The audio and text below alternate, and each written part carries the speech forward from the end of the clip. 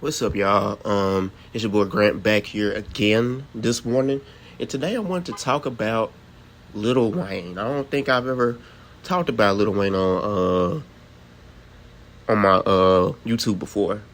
So, but the big thing I wanted to talk about is that usually when people have conversations about Lil Wayne, it's always talking about like, yeah, his prime was so big, his prime was so great. Or like, oh, he's the most overrated rapper ever. I don't get why y'all got him rated so highly, blah, blah, blah, blah. But I'm about to break all that down for you. So let's get into it. The number one thing I want to talk about is, well, let me say this first. Wayne had an interview like a couple years ago. Not even a couple years ago. This was like a decade or two ago. I can't remember what exact interview it was, but he was like, he said this: repetition is the father of learning. And I fuck with that so much because it's so true. You gotta keep trying, bro. That's how I kind of like decided. Like that's how I kind of wanted to do the video essays. You feel me? Like I was kind of thinking where could I take my YouTube, but this worked. So I appreciate Wayne for that wisdom. So appreciate that. But I'm gonna get into it, man. So I think we tend to overrate.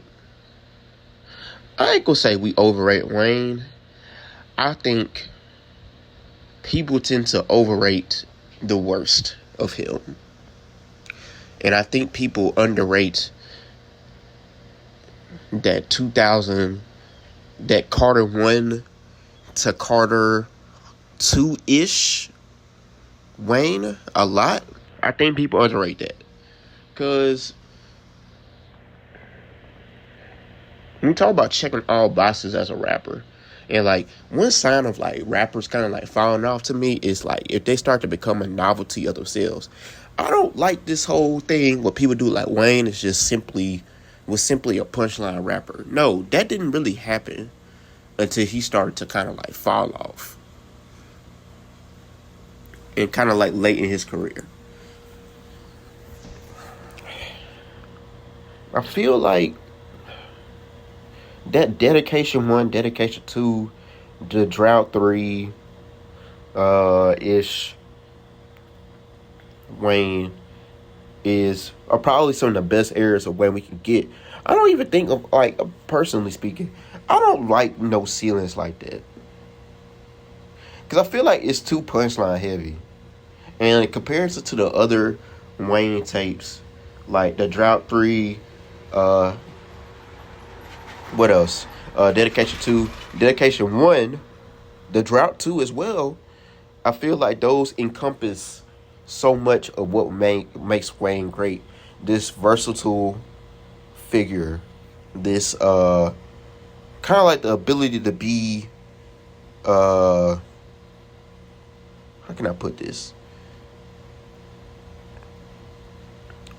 He never hit raps. He never put too much in his prime. He never put too much pressure on one particular pressure point in rap.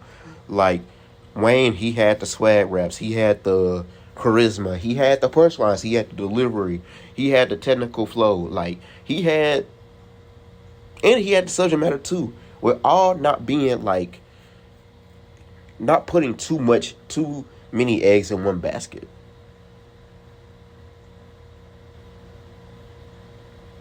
And I think the perfect example of this is the Drought 3, right?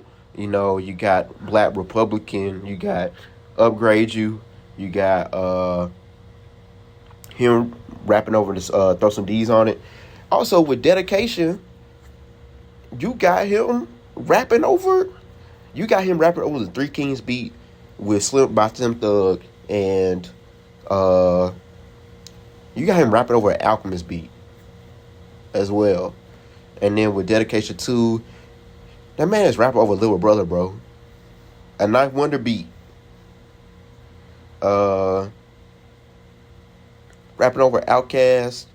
Uh, um, not even Outkast, but Big Boy, Kryptonite, uh, the Georgia Beat, What You Know, all these things, man. Like it's Wayne is just much more smarter. I think he's much smarter as a artist than we give him credit for.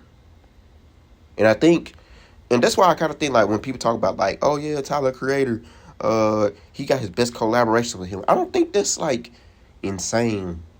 Like when you really break down, think about it. I think Wayne has always like from music standpoint, he's always been much smarter than we give him credit for. I just think his the back end of his career has given him such a bad rep, and the back end of his career has had such negative influence on rap in terms of punchline rap.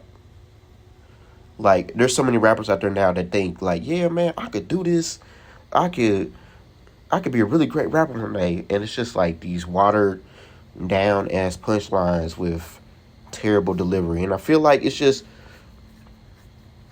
and I feel like that way about a lot of legends. I feel like people take the worst part of them and decide, hey, I'm gonna start rapping.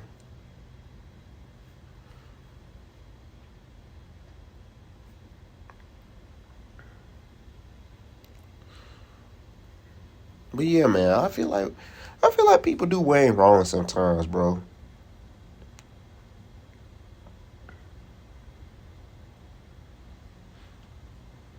Especially like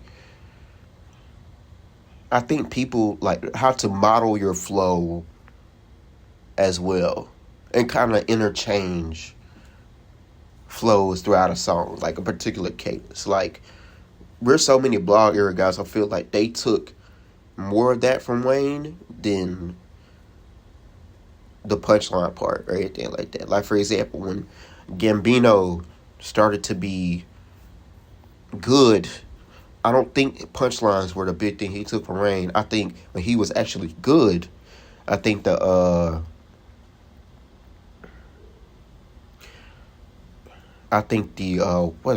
what was I gonna say? Shit. Y'all know I like to ram on here, so excuse me. I think the way he rhymed and shifted from one rhyme scheme or one flow to the next was the big takeaway. Like, not even just Gambino, you can say that for Kendrick too. Like, when I think of Kendrick, of course, I think of like Tupac. I think of um, Andre when we talk about flows. But I think of Wayne. Of course, you gotta think of Wayne too, because he modeled the whole fucking tape after him. But I feel like the flow is the big is what one of how to switch flows and segue, or is one of the big things people took away from Wayne that a lot of people don't point out. And also confidence. Like if you don't rap with confidence, like what people gonna listen to you? Or if you don't rap with some a particular delivery in mind, who's gonna listen to you? Or not even just who listen to you, who's gonna stay interested? But that's pretty much all I had for this episode. I appreciate y'all. I love y'all. I'll be back. Peace.